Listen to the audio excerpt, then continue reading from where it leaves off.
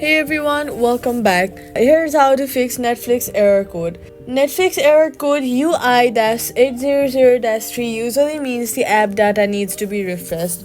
First, swipe up from the bottom of your screen, look for Netflix and start by closing your Netflix app completely by swiping it away. Next, go ahead and restart your phone. This clears temporary system issues that can cause this error. After restarting, open Netflix and try again. If the error still appears, you'll have to go ahead and log out of your Netflix account inside the app.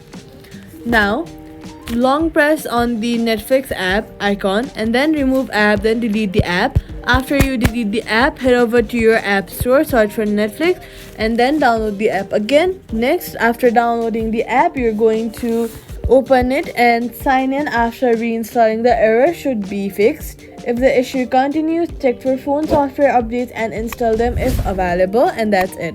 Subscribe for more quick fixes.